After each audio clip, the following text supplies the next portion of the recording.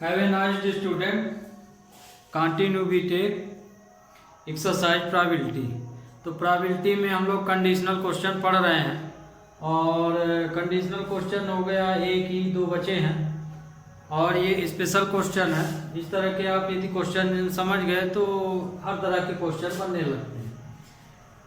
इसमें दो क्वेश्चन है, a black and red die are rolled. दो डाइस को लेके उसे रोल्ड किया जा रहा है और दोनों डाइस एक डाइस ब्लैक है, एक ब्लैक कलर की है और एक रेड कलर की। अब इन दोनों डाइसों को रोल्ड करने के बाद find the conditional probability of obtaining a sum greater than 9 given that the black die in a 5। तो कंडीशनल प्रोबेबिलिटी बताइए ग्रेटर देन 9 की। तो डाइस में ग्रेटर देन 9 आने की प्रोबेबिलिटी बताना है। किस स्थिति में? जब ब्लैक डाइस में 5 आता हो, माने 5 आता हो। तो यदि ब्लैक डाइस में 5 आ रहा है तो greater than sum of greater than 9 आने की प्रोबेबिलिटी बताइए। तो आप तो ये जानते हैं कि दो डाइस का सैंपल स्पेस जो है ये होता है, हमने सैंपल स्पेस बना भी दिया है। तो जब हम दो डाइसों को इसमें रोल करेंगे या फेंकेंगे तो इस तरह के संभावनाएं हो सकती हैं। तो इसमें जैसे हम पहला क्वेश्चन ले रहे हैं, ग्रेटर देन 9 एंड से ब्लैक डाई इन ए 5। तो जब हम दो डाइसों को फेंके तो सैंपल स्पेस तो पता है कि 36 होगा और 36 आप इस तरह से बना भी सकते हैं। वैसे कोशिश तो डाइस के क्वेश्चनों में कोशिश तो ये करना चाहिए कि सैंपल स्पेस बना लेना चाहिए, क्योंकि बहुत सारी चीज़ उससे स्पष्ट समझ में आ जाती है। तो अब इसमें दो इवेंट हैं, है ना। एक देखिए, एक को हमने ए मान लिया, एक को बी, या E1 E2 भी मान सकते हैं आप। तो पहला इवेंट मान लिए कि सम ऑफ ग्रेटर देन 9। तो डाइस को छानने पर यह संभावनाएं बनी। तो इसमें हमें कौन सी पोजीशन लेना है? सम ग्रेटर देन 9। तो इसमें देख लीजिए कि कौन से ऐसे डिजिट हैं जो 9 से ग्रेटर है, जिनका टोटल 9 से ग्रेटर है। तो इसमें जो 9 से ग्रेटर कंडीशन मिलती है तो 6 4 हो गया, 6 4 5 5। ये वाली जो कंडीशन यहां तक है, ये ग्रेटर देन 9 की कंडीशन मिल रही, कुल 5 कंडीशन मिली। तो ए सम ग्रेटर देन 9, तो 9 से ज्यादा यही वाले नंबर है सैंपल स्पेस में। तो कौन कौन से हो गए? 4 6 4 5 5 6 5 5 6 एंड 6 6। जी, तो इसमें कुल कितनी कंडीशन हुई? 6 कंडीशन मिली। तो यहाँ पे जो Na की वैल्यू है, तो Na कितना आ गया? Na की वैल्यू आ गई 6। अब 5 कम इन ब्लैक डाई। ब्लैक डाइस में 5 ही आई, दूसरा नंबर ना आए। सत्य दिया ना, given that black die in a 5। हमें वही कंडीशन लेना है जिसके अंतर्गत ब्लैक डाइस में 5 ही हो। तो 5 ही होने की कंडीशन, अब दो डाइस को हम लोग फेंक रहे हैं तो इसमें तो ये है कि डाइस पहले भी ब्लैक वाली हो सकती, बाद वाली भी हो सकती है। तो आप इस तरह के क्वेश्चन में किसी एक पोर्शन को चूज कर लीजिए। या तो मान लीजिए कि फर्स्ट डाइस में ब्लैक है, ब्लैक वाली जो है फर्स्ट डाइस है। जैसे इसमें एक को रेड मान लीजिए ये रेड है, ये ब्लैक है। यह हो सकता है आप इसको ब्लैक मान के चले, इसको रेड। तो एक केस आपको लेना है, वही केस लागू करना। तो मान लीजिए कि जो हमारी डाइस है उसमें फर्स्ट वाली डाइस ब्लैक है, फर्स्ट वाली डाइस ब्लैक है और सेकंड वाली रेड है। तो चूंकि हमको ब्लैक डाइस में देखना है तो इसका फर्स्ट डिजिट ही देखेंगे। तो फर्स्ट डिजिट ऐसे कौन कौन से हैं जिसमें ब्लैक डाइस में 5 आ सकते हैं। तो ये वाले पोर्शन बन रहा है। ये मान लीजिए फर्स्ट को हम ब्लैक डाइस मान लिए, तो इसमें भी है, इसमें कुल माने 5 केस इसमें बनते हैं। तो इसका सैंपल स्पेस बी क्या हो जाएगा, 5 1 5 2 5 3 5 4 5 5 और 5 6 ये बन गया। तो एन बी की वैल्यू कितनी आई, एन बी की भी वैल्यू 1 2 3 4 5 6 आई। तो ये हमारी जो कंडीशन बनी, तो एन बी की कंडीशन बन गई। अब हमें इसमें क्या करना है, क्योंकि कंडीशनल प्रोबेबिलिटी निकाल रहे हैं और दोनों इवेंट इंडिपेंडेंट हैं, तो मतलब कि इसका इंटरसेक्शन भी निकालना है।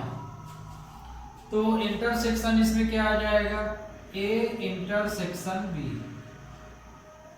तो दोनों में जो कॉमन हो, तो दोनों में कॉमन कौन कौन सी डिजिट है, 6 5 और 5 6, 6 5 और 5 6, ये और ये कॉमन और ये।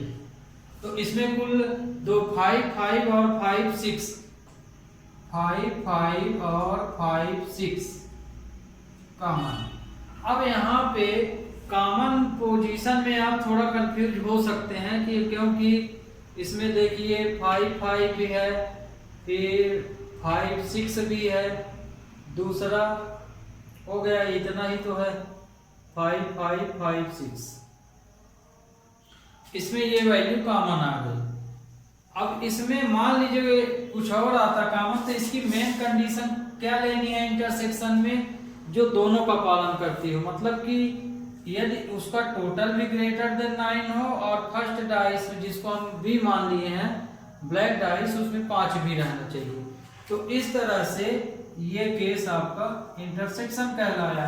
तो एन ए इंटरसेक्शन बी की वैल्यू आई 2। अब इन सब की हम प्रोबेबिलिटी निकाल लेते हैं। तो बी ए इंटरसेक्शन बी की प्रोबेबिलिटी क्या आ जाएगी, 2/36, क्योंकि total number of sample space 36 है, तो ये आया। तो ये इसकी प्रोबेबिलिटी आ गई। इन नंबरों को आप कट भी कर सकते हैं।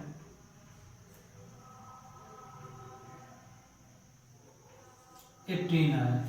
इसी तरह से एन बी की वैल्यू कितनी आ जाएगी, एन ए की वैल्यू मान लीजिए यहां आ गई,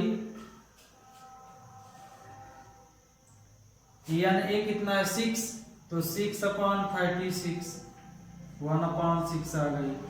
और एम बी की वैल्यू कितना आ गई, ये पी ए है और ये P B.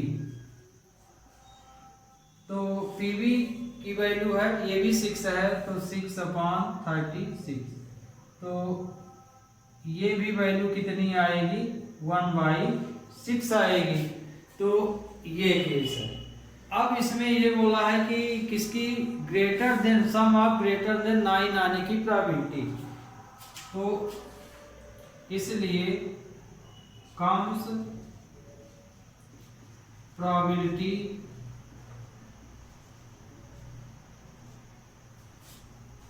Of greater than 9, इसकी प्रोबेबिलिटी हो जाएगी A/B, P/A/B। तो A/B क्यों ले रहे हैं, A इवेंट आपका ग्रेटर देन 9 है और हमें इसी की प्रोबेबिलिटी बताना, इसलिए A ऊपर लेंगे। आ गया होगा अब आपको समझ में कि A/B क्यों लिए, क्यों, क्योंकि हम इवेंट ग्रेटर देन 9 क्वेश्चन पूछा है, तो ग्रेटर देन 9 इवेंट हम किसको माने हैं, 9 को, इसलिए 9 ही ऊपर रहेगा। तो इसका फॉर्मूला हो जाएगा P/A इंटरसेक्शन B/PB, ये हुआ। अब इसमें वैल्यू रख दीजिए। तो इसकी वैल्यू कितनी है 1/18 डिवाइड 1/, पीवी की वैल्यू है 1/6, तो 1/18 इंटू 6/1, तो प्रोबेबिलिटी आई 1/3। तो इसकी रिक्वायर्ड प्रोबेबिलिटी हो गई 1/3। अब सेकंड क्वेश्चन देखते हैं। इसमें जो बी नंबर है, तो बी नंबर में क्या है, बी नंबर में दिया find the conditional probability obtaining the sum 8, उसमें ग्रेटर देन 9 लिया था। अब हम इसमें ऐसा केस लेंगे इसी सैंपल स्पेस से जिसका टोटल 8 हो, है ना। इसमें ग्रेटर देन 9 बोला था तो 9 से बड़े नंबर लिए थे, इसमें करेक्ट 8 वाले लेंगे। Given the red die result in a number less than 4, और सम ऑफ 8, दोनों डाइसों को फेंकने पर 8 टोटल सम ऑफ 8 आने की प्रोबेबिलिटी बताना है। कंडीशन दे दिया है इसमें कि रेड डाइस में जो नंबर आए, डिजिट आए, वो लेस देन 4 होने चाहिए। इसमें क्या दिया था, ब्लैक डाइस में 5 आने की प्रोबेबिलिटी बोल दिया था, माने ब्लैक डाइस में 5 रहे। पर इसमें बोला है कि जो भी नंबर आए किस डाइस में, रेड डाइस में, उसमें लेस देन 4 होना चाहिए। तो इसमें हो गया बी, इसको तो हम लोग ब्लैक डाइस मान के चले हैं, इसको रेड डाइस, तो रेड वाला हम लोग लास्ट वाला ले रहे हैं, उसमें दोनों केस बना लेते हैं। तो ए नंबर हम अब मिटा दे रहे हैं। देखें इसमें आपको पूरा, हाँ ठीक है, इसमें पूरे वीडियो आए, पूरा क्वेश्चन आ गया है। तो इस नंबर इसको हम हटाते हैं, बी नंबर अब क्वेश्चन लेते हैं। तो बी नंबर में क्वेश्चन तो आपको हमने समझा दिया, जो अभी था सेम उसी तरह से है, केस बदल दिया है। तो अब ये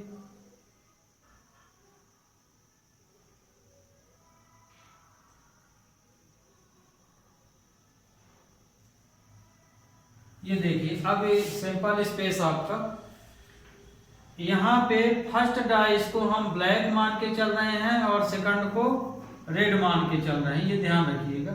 या कि हम नीचे यहाँ सिंबल बनाए देते हैं, पहले को हम ब्लैक डाइस और दूसरी वाली को हम लोग रेड डाइस मान के चल रहे हैं। अब इसमें देखिए केस, इसमें अब हम लोग बनाते हैं, क्या बनता है, बाकी तो वही रहेगा। ए हम यहाँ पे ले लिए, ए इवेंट हम किसको मान लिए कि सम ऑफ 8,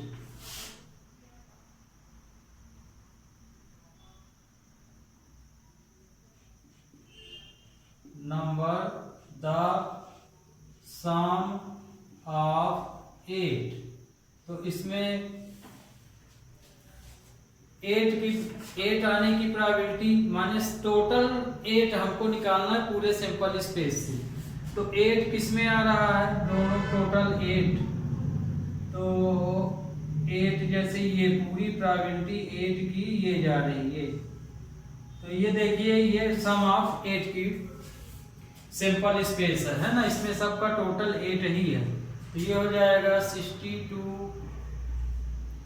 53, 44, माने 44 मतलब 4 क्योंकि दोनों अलग अलग हैं, 3 5 और 2 6।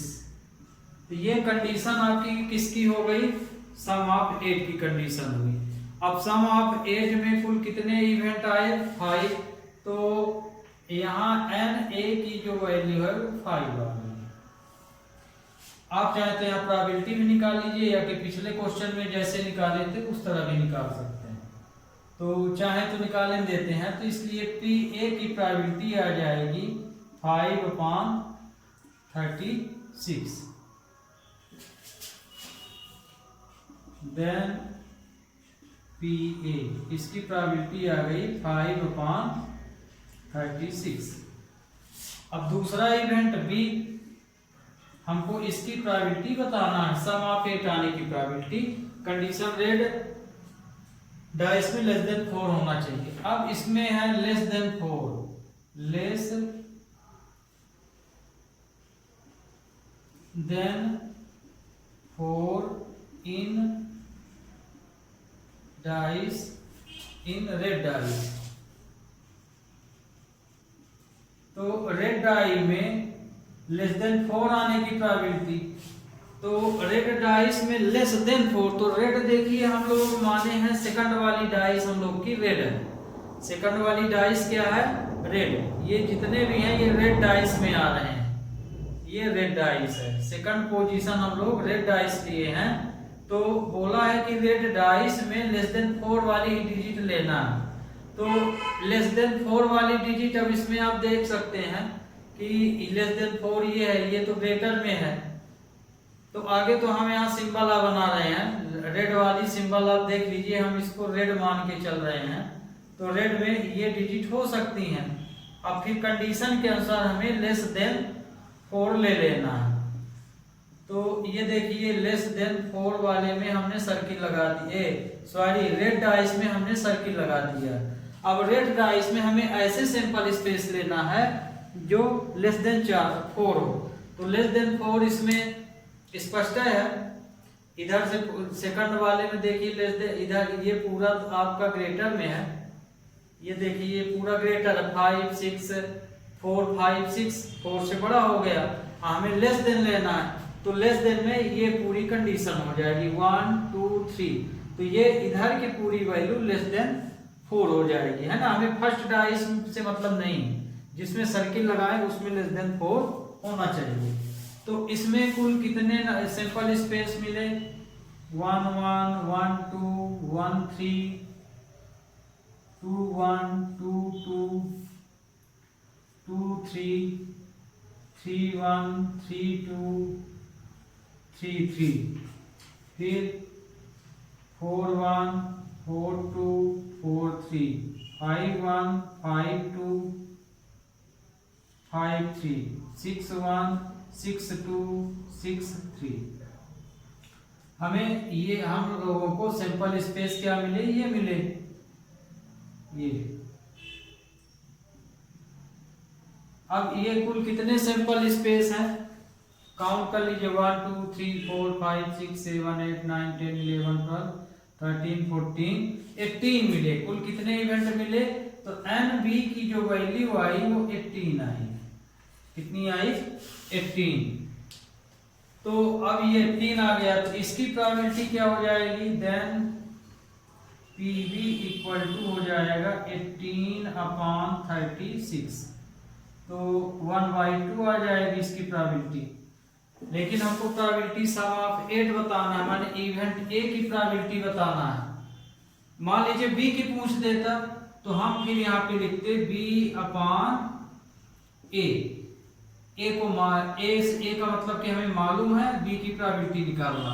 तो ये ध्यान रखिएगा, इसी में यदि इसकी प्रोबेबिलिटी आपको निकालना है तो B/A लिखना पड़ेगा। इसमें बोला है सम ऑफ 8, तो हम B ऊपर ले लिए, जिसकी प्रोबेबिलिटी बोले उसे हमेशा उस इवेंट को हमेशा अपर साइड रखिए। तो इसलिए कम्स प्रोबेबिलिटी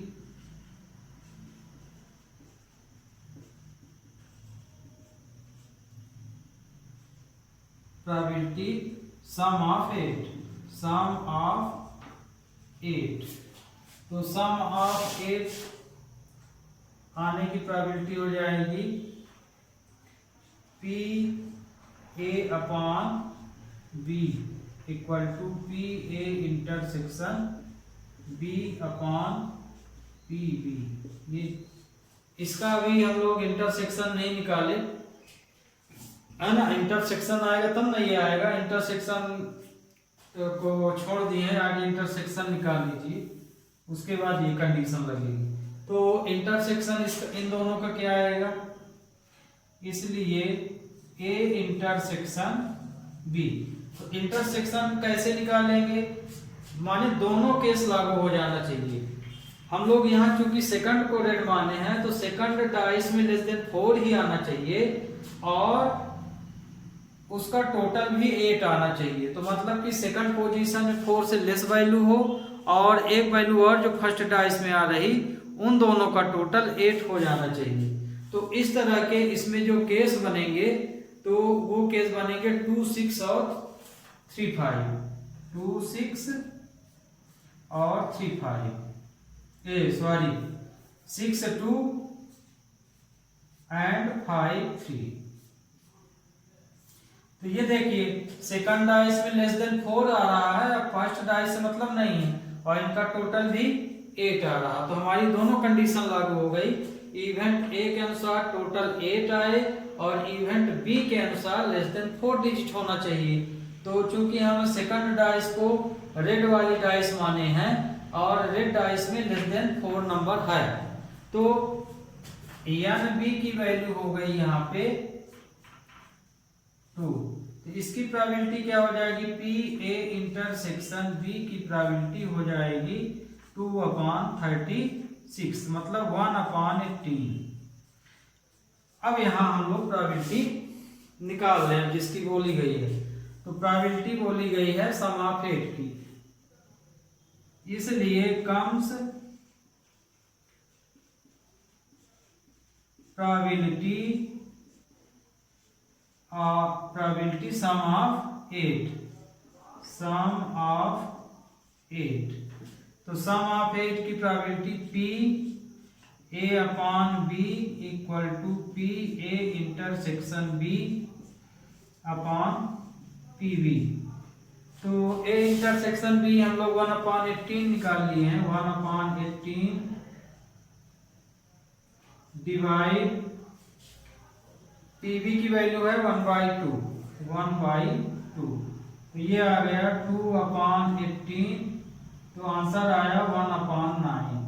तो सम ऑफ 8 आने की प्रोबेबिलिटी आई 1/9। तो ये भी क्वेश्चन स्टूडेंट आप अच्छी तरह से अब समझ गए होंगे। ओके, तो बी टेक नेक्स्ट क्वेश्चन। इस क्वेश्चन में देखिए, इस क्वेश्चन में दिया है problem of solving specific problem independently by A and B और 1/2 एंड 1/3। किसी भी प्रॉब्लम को सॉल्व कर ए और बी की सॉल्व करने की जो प्रोबेबिलिटी है वो 1/2 1/3 है। तो यदि ए के सॉल्व करने किसी प्रॉब्लम को ए द्वारा सॉल्व की जाने की प्रोबेबिलिटी यदि 1/2 है और बी द्वारा सॉल्व की जाने वाली प्रोबेबिलिटी 1/3 है, और दोनों ही इवेंट माने दोनों ही जो यहाँ स्टूडेंट है इस प्रॉब्लम को सॉल्व कर रहे हैं वो इंडिपेंडेंटली सॉल्व कर रहे हैं, मतलब कि स्वतंत्र घटनाएं हैं, ये इंडिपेंडेंटली इवेंट है। तो उस कंडीशन के लिए यहाँ फिर केस दिया गया, if both try the solve the problem independently. यदि ये दोनों एक साथ अलग अलग उसी प्रॉब्लम को सॉल्व करते हैं तो बताइए कि द प्रॉब्लम इज सॉल्व। तो दोनों के सॉल्व करने की प्रोबेबिलिटी, एक साथ सॉल्व करने की प्रोबेबिलिटी बताइए, और उसमें से किसी एक के एग्जैक्ट किसी एक के सॉल्व करने की प्रोबेबिलिटी बताइए। ये दो केस हैं इसमें। तो ए की प्रोबेबिलिटी है 1/2, बी की प्रोबेबिलिटी 1/3 इस बार दे दिया है। तो हमें प्रोबेबिलिटी बताना है दोनों एक साथ किसी भी प्रॉब्लम को सॉल्व करें तो उसकी प्रोबेबिलिटी, सॉल्व करने की प्रोबेबिलिटी क्या हो जाएगी, और उन दोनों में कोई एक यदि उस प्रॉब्लम को सॉल्व कर रहा तब उस स्थिति में उस प्रॉब्लम के सॉल्व करने की प्रोबेबिलिटी क्या होगी। तो इस क्वेश्चन में solution given solve the problem given solve the problem by A। तो A द्वारा दिया गया क्या, P A equal to 1/2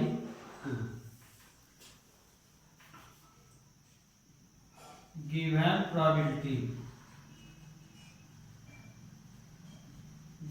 probability solve the problem by A. A के द्वारा सॉल्व की जाने वाली प्रोबेबिलिटी है 1/2। And probability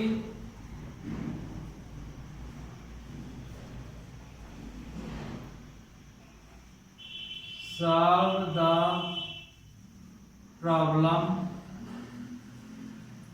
by B। B द्वारा किसी भी प्रॉब्लम को या क्वेश्चन को सॉल्व करने की प्रोबेबिलिटी 1/3 है। तो ए के द्वारा किसी भी घटना या किसी भी क्वेश्चन को सॉल्व करने की प्रोबेबिलिटी यदि 1/2 है तो सॉल्व ना होने की प्रोबेबिलिटी भी निकाल लीजिए। तो एंड पी नॉट ए कितना होगा 1 माइनस पी ए, तो इसकी वैल्यू आ जाएगी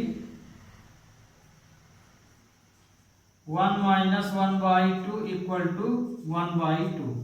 तो पी ए कितना, पी नॉट ए भी 1/2 आया। इसी तरह इसमें एंड पी नॉट बी, तो बी के सॉल्व करने की प्रोबेबिलिटी ये है, तो ना सॉल्व करने की प्रोबेबिलिटी क्या होगी 1 माइनस पी बी होगी, माने 1 से माइनस कर देंगे तो इसकी प्रोबेबिलिटी 1 माइनस 1/3, तो 2/3 आ जाएगी।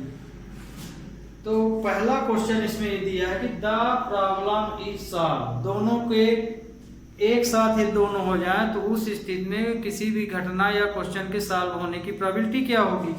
तो आगे हम ना आने की निकाले, दोनों के सॉल्व ना करने की प्रोबेबिलिटी। तो both are not solve the problem, दोनों के प्रॉब्लम को न सॉल्व करने की प्रोबेबिलिटी यहां क्या हो जाएगी ए पी, प्रोबेबिलिटी पी ये हो जाएगी। तो ये हो जाएगा P A into P B. तो ये दोनों किसी भी प्रॉब्लम को सॉल्व करने की ना आने की प्रोबेबिलिटी है। तो पी ए की वैल्यू, पी नॉट ए की वैल्यू कितनी निकाले हैं, ये निकाले हैं 1/2 और पी नॉट बी की वैल्यू है 2/3। तो इसकी प्रोबेबिलिटी आ गई 1/3 आई। तो प्रॉब्लम सॉल्व करने की प्रोबेबिलिटी, ये दोनों के प्रॉब्लम ना सॉल्व करने की प्रोबेबिलिटी है। अब यहां पे हो जाएगा solving the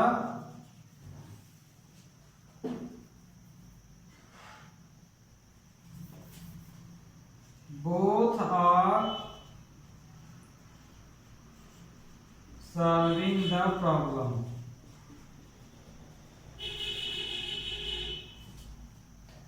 तो P A B ये हो जाएगा P ए नॉट बी, ये दोनों का निकाल लिए हम लोग। तो 1 माइनस 1/3, तो इसका आंसर आया 2/3। तो दोनों के एक साथ ना सॉल्व करने की प्रोबेबिलिटी क्या आ जाएगी 2/3 आ जाएगा। तो पहला क्वेश्चन तो सॉल्व हो गया, 2/3 आया। अब अगले में बोला है exactly of one problem solve. तो इसको भी देखिए, इसमें कैसे सॉल्व करेंगे। Exactly one of them solve the problem. तो इतना तो आपको समझ में आ गया होगा। अब स्टूडेंट दूसरा क्वेश्चन लेने के लिए हमको फर्स्ट आपका ये प्रॉब्लम मिटाना पड़ेगा। तो ये फर्स्ट नंबर हम मिटाए दे रहे हैं क्योंकि अब तो समझ में आ गया होगा। ये आगे ना सॉल्व करने की निकाल लीजिए, उसके बाद सॉल्व करने के 1 से माइनस कर दीजिए। सेकंड नंबर में किसी एक के सॉल्व करने की प्रोबेबिलिटी। तो इसको ऐसे समझिए जैसे मान लीजिए दोनों तो एक साथ ही सॉल्व कर रहे हैं। तो मान लीजिए ये सॉल्व किया तो ये सॉल्व ना मानिए कि ये सॉल्व कर लिया तो ये सॉल्व नहीं करेगा, और यदि बी ने सॉल्व कर लिया तो ए ना सॉल्व किया होगा। तो इसमें तो कोई एक ही कंडीशन आ रही दोनों। तो किसी एक के एग्जैक्टली सॉल्व करने की प्रोबेबिलिटी इस तरह से चलती है। कोई भी प्रॉब्लम हो, यदि किसी एक के बारे में यहाँ बोल दिया गया, ग्रुप में है वो, मान लीजिए 3 लोग हो या 2 लोग हो या 5 लोग हो, तो किसी एक के लिए यदि बोला जाता है तो इसको हम इसी तरह से सपोज करते हैं। मान लिए कि ये वाला सॉल्व कर लिया तो ये नहीं किया, फिर अगली कंडीशन मान लिए कि ये वाला सॉल्व कर लिया तो ये नहीं किया, और इस तरह की प्रोबेबिलिटियों को फिर हम ऐड कर देते हैं, तो ये किसी एक के सॉल्व करने की प्रोबेबिलिटी आ जाती है। तो इसमें सेकंड नंबर में exactly on off them solve the problem.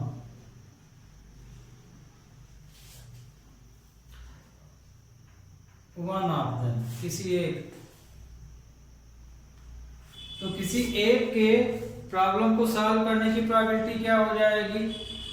मान लीजिए कि इसने सॉल्व कर लिया तो इसने नहीं सॉल्व किया, फिर प्लस, अब हम बी को यहाँ नहीं सॉल्व किया तो बी सॉल्व कर रहा है, ए नहीं सॉल्व कर रहा है, ये इसकी कंडीशन।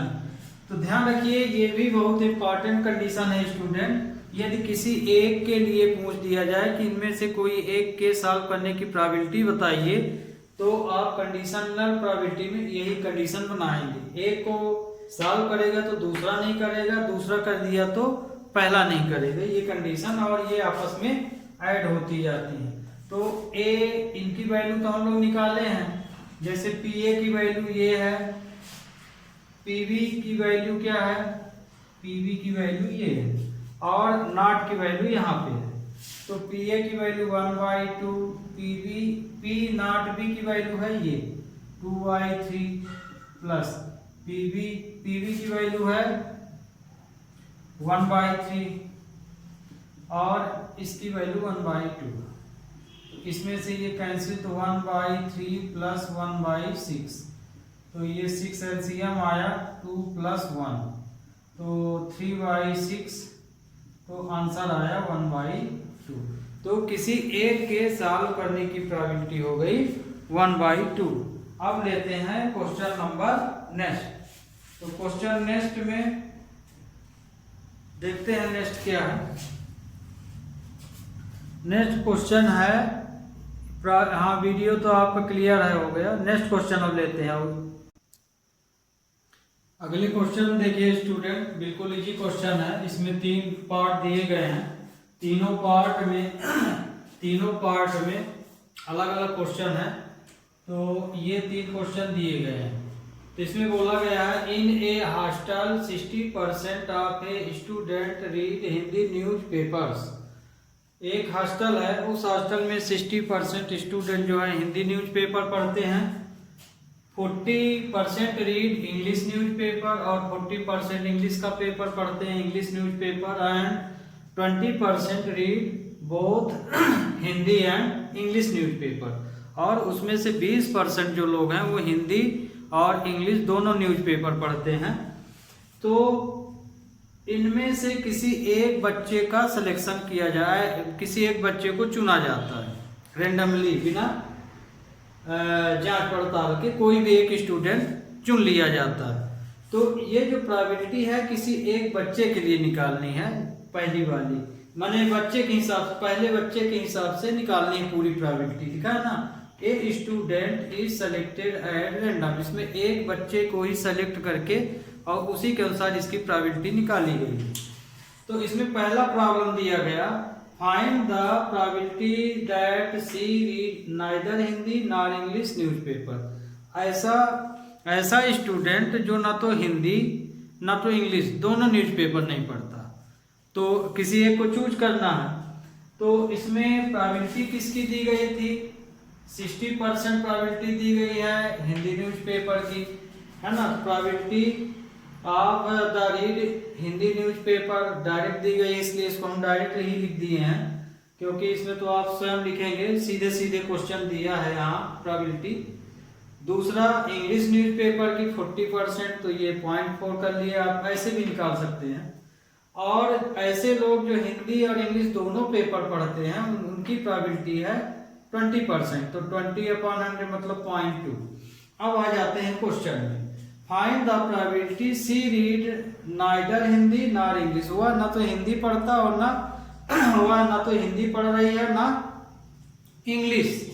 तो आगे हम क्या करेंगे, ये वैल्यू तो दी है, हम पूरा यूनियन निकाल लेंगे। यूनियन में कुल कितने सदस्य हैं, आगे हम क्या निकाल लेंगे, यूनियन का परसेंटेज निकाल लेंगे। तो इसमें हम यूनियन निकाल लिए, तो यूनियन में सभी लोग एक पूरे ग्रुप के बारे में आ जाएगी जानकारी।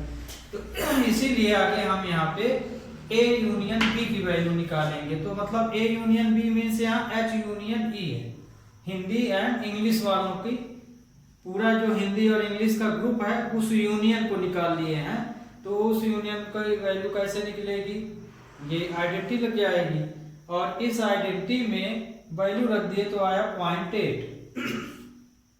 तो ये जो 0.8 आया, ये ऐसे लोगों का ग्रुप आया जो हिंदी और इंग्लिश दोनों की जानकारी रखते हैं, या जरूरी नहीं कि दोनों रखते ही हों, ये भी है कि इसमें से कोई इंग्लिश जान रहा तो कोई हिंदी जान रहा, या कि दोनों जान रहे हैं। तो यहाँ पे एच यूनियन ई का मतलब क्या हुआ कि इस ग्रुप में एच यूनियन ई ग्रुप में जो भी लोग प्रेजेंट हैं वो या तो इंग्लिश जानते हैं, या तो हिंदी जानते हैं, या कि दोनों ही भाषा जानते हैं, है ना। तो इसमें इस तरह का ग्रुप आ गया।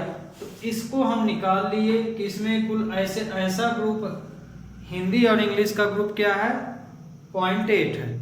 तो अब हिंदी इंग्लिश का ग्रुप निकाल लिए। तो यदि अब हिंदी और इंग्लिश का ग्रुप है नहीं जो उसको निकालना है, तो हम 1 से यदि इसको माइनस कर दें तो उसका मतलब हो जाएगा ना तो वो हिंदी पढ़ रहा ना इंग्लिश पढ़ रहा।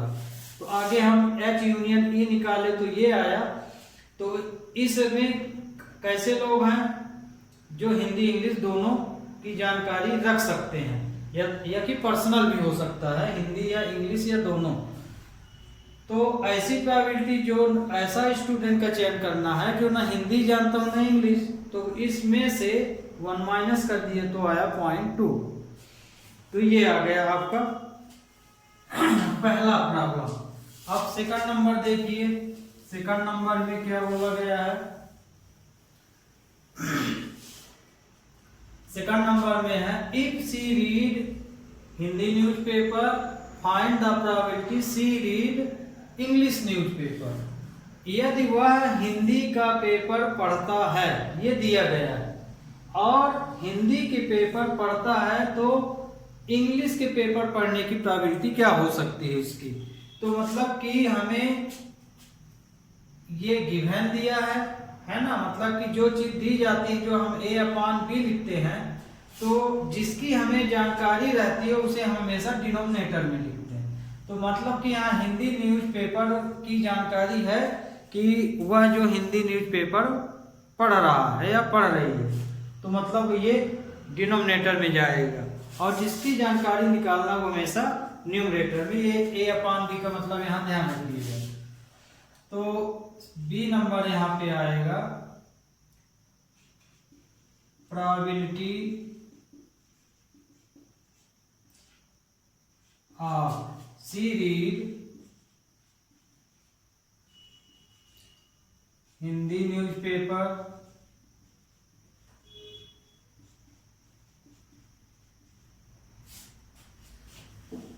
देन ये इफ है, if she read Hindi newspaper then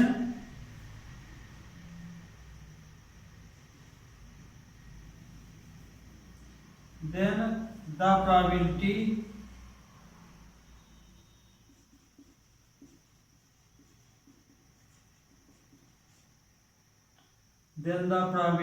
that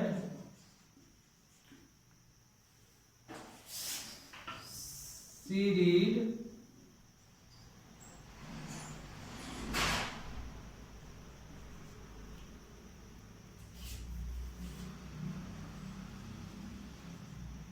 English newspaper. English newspaper. तो यदि वो हिंदी न्यूज़पेपर पढ़ती है तो हमको प्रोबेबिलिटी बताना है कि इंग्लिश न्यूज़पेपर पढ़ने की उसकी प्रोबेबिलिटी क्या होगी। तो मतलब यहाँ पे हमें बताना है PE/H, हिंदी की जानकारी उसको है, इंग्लिश का निकालना है। तो ये वैल्यू की क्या हो जाएगी, PE/H/PH, इसमें हो गया, वैल्यू रख दीजिए। तो H/E की वैल्यू है 0.2 और हिंदी की है प्रोबेबिलिटी 0.6, तो ये आया 2/6, तो माने 1/3। तो ये आपका बी नंबर हो गया। अब सी नंबर में she read English, if she read English,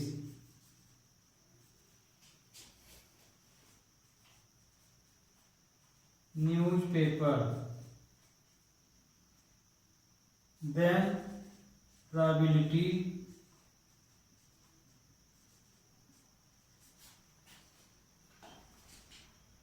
she read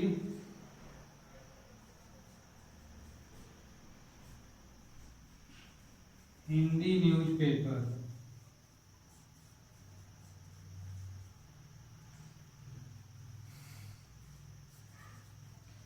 तो हमें हिंदी न्यूज़पेपर पढ़ने की प्रोबेबिलिटी यहाँ निकालना है। इंग्लिश का दिया हुआ है, हिंदी का इसमें निकालना है। इसमें इंग्लिश का दिया था, हिंदी का निकालना है, हिंदी का दिया था, इंग्लिश का निकालना था। इसमें हमें किसकी जानकारी है, इंग्लिश की प्रोबेबिलिटी की जानकारी है, हिंदी की निकालना है। तो कहने का मतलब ये कि यहाँ हो जाएगा PH/E,